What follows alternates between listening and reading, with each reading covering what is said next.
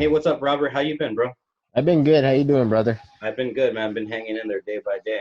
Robert, so you reached out and you're like, hey, what if we talk about, a very interesting topic that I think all of us have something to say about. Go ahead and you have the floor, brother. So you wanted to talk about? Yeah, I want to talk about pigeonholing in the film industry and pigeonholing yourself. Mhm. It's a very important topic to me because living in Tucson, I was the guy everyone came to for fight choreography and stunt work. And so being in Tucson, I was pigeonholed into that. But I'm an actor. That's my thing. And so moving to LA, 4 years ago, Mhm. I've only been doing auditions where I'm acting. I haven't gone on a lot of auditions where I'm actually like doing stunt work or fighting because I don't want to be stuck in that, just in that, you know. And I mean, there's a lot of actors that, if that's their thing, and actresses, if that's their thing, they can be the next action star, or the next stunt, super stunt man or woman, but and I love doing it, but acting is what I want to be, successful at, you know. Robert, why do you think it is that we as human beings, and then in this craft also in particular, do that? We compartmentalize each other and we say, okay, you're the action star, you're the director, you're the cameraman, you know what I mean? And it's just like Mhm. everyone has their little role and that's all.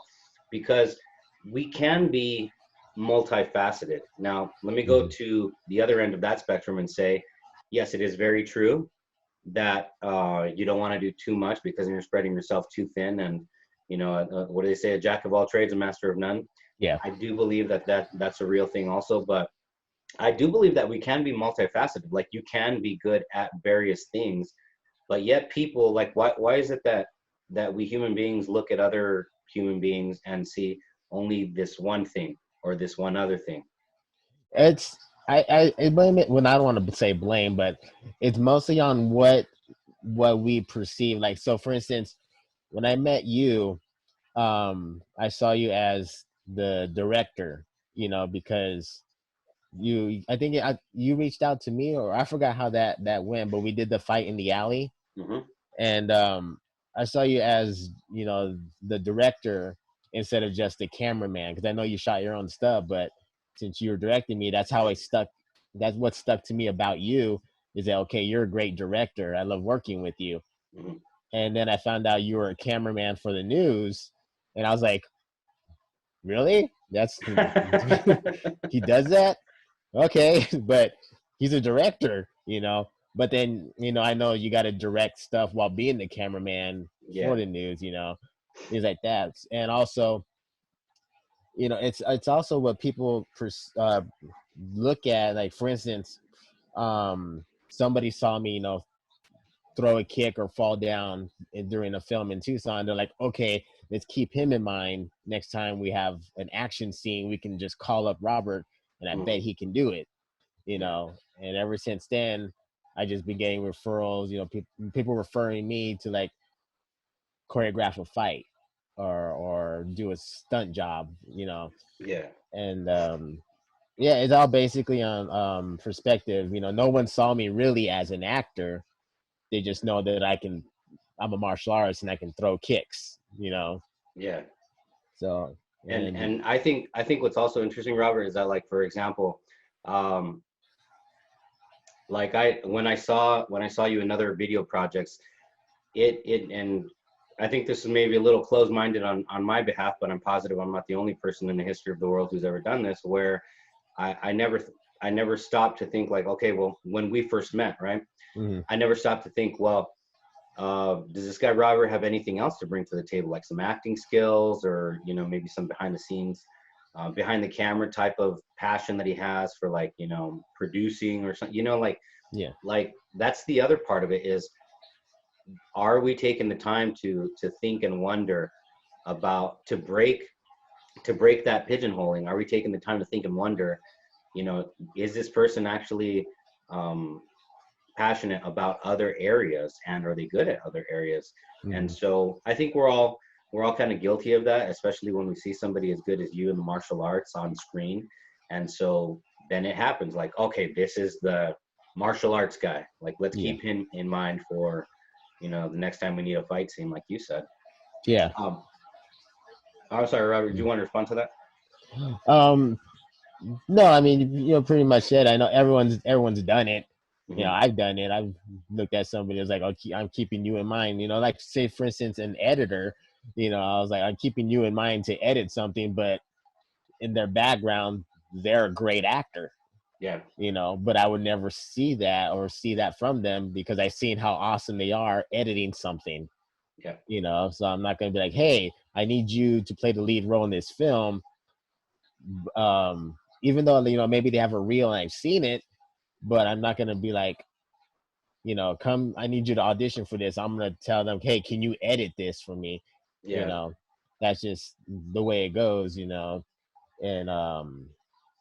in the independent film, in the independent industry, there's a lot of that. I mean, I know everyone wears different hats in the independent scene because we don't have like over a 40-man crew, yeah. but at the same time you're still pigeonholed as to doing one thing on that set. Yeah, and I think from what I understand, I've never worked in a union setting, but from what I understand, the unions, that's actually kind of their thing. Is that like, okay, if if I'm the director, I can't touch the cameraman's camera, Right.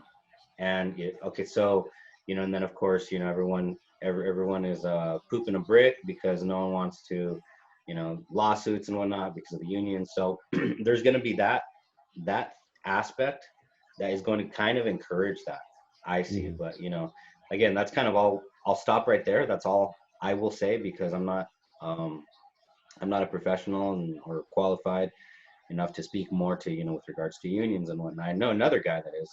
Um but Robert, so it sounds like you encourage people to kind of look at other people to kind of wonder, or maybe this person has something else to offer. Maybe they're multifaceted, and Hmm.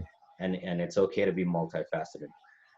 Yeah, it is okay to be multifaceted. I don't know if you read I forgot the name, but now in action films, stuntmen are directing action films now Really? instead of just directors. So in Hollywood, what is, I think it's the movie, or it just came out on Netflix. I'm sorry, I can't think of the name of it, but it has a guy played Thor. Um, my, Hemsworth.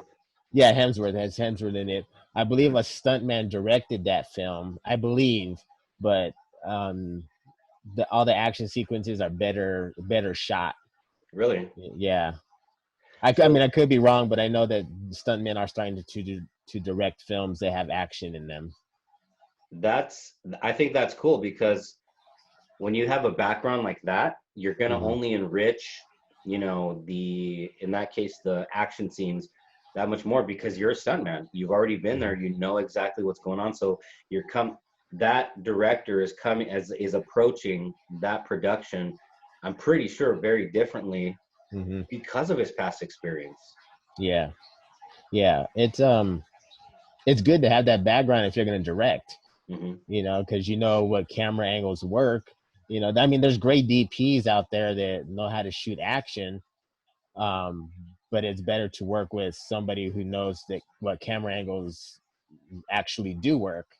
Yeah, You know, and I'm glad to see this that stuntmen are and stunt women are directing now. You know, because they're not just being stuck in I'm a stunt man, I'm yeah. a stunt woman. It's going to be great to see these action films with a stunt man behind them, not just doing the stunts but actually directing. I think being multidimensional with like a bunch of different talents like that has been around for quite some time. Of course, it's always been downplayed. Hmm. Um, Let me give you one of my greatest example of examples. My greatest mentor, of course, I've not met him, but Robert Rodriguez Hmm. um, comes out with this book, Rebel Without a Crew. It's basically a day-to-day diary of how he made El Mariachi, which then leads to Desperado, From Dusk Till Dawn, etc. And then in that book, he clearly, he's very open about the fact that he loves to do all aspects and had to do all aspects of the film production.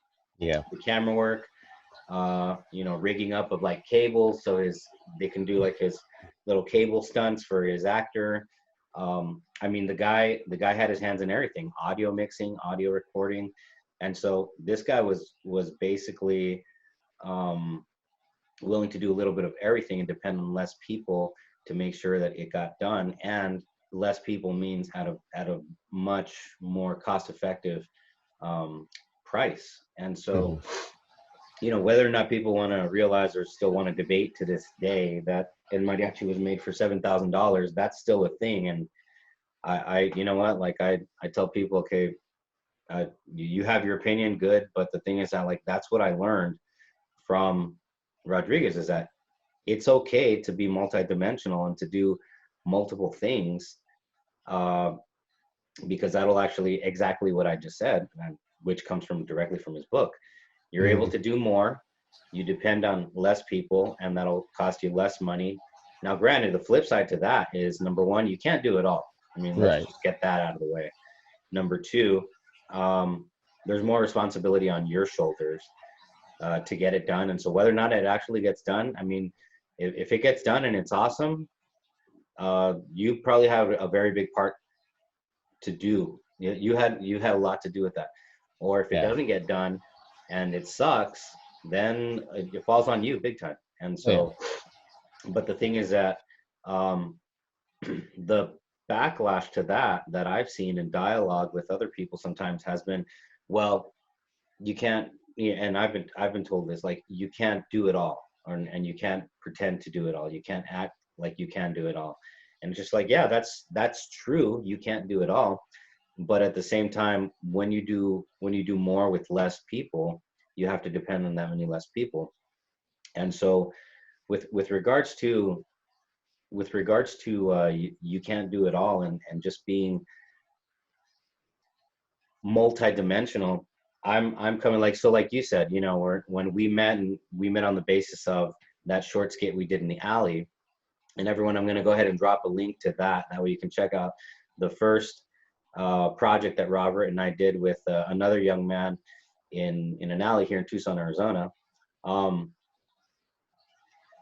And then you said you realized, like, oh, this guy's a news cameraman also. What's funny is that in the film world, everything is segmented down to be like, okay, well, you're the audio person, you're the actor, you're the writer, you're the director, and everyone has their set job, and you just stay in your lane, and that's it. Yeah. What's funny is that in the news industry, where I cross back and forth between film and news, but in my day-to-day in the news industry, that's actually a world where all the opposite is encouraged. You are encouraged to be a great cameraman and a great editor, and each goes hand in hand, especially those two. But guess what? You also have to be a troubleshooter. You also have to be a little bit of a graphics person. I'm not going to claim to make great graphics, but you got to do a little bit of that. I did it the other day on Wednesday for a news story that aired Wednesday night.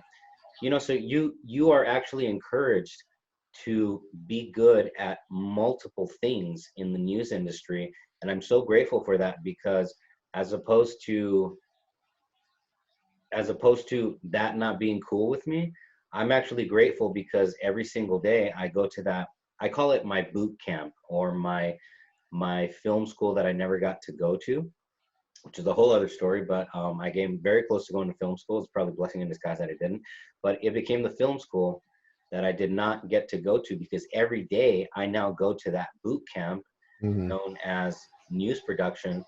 And in indirect ways, people have said, well, are you really a filmmaker? Because that's news and this is film. And it's just like, dude, when you're in the middle and you see the crossover, and especially when the news industry is paying, you're like, that's your livelihood and you're making a paycheck, thankfully.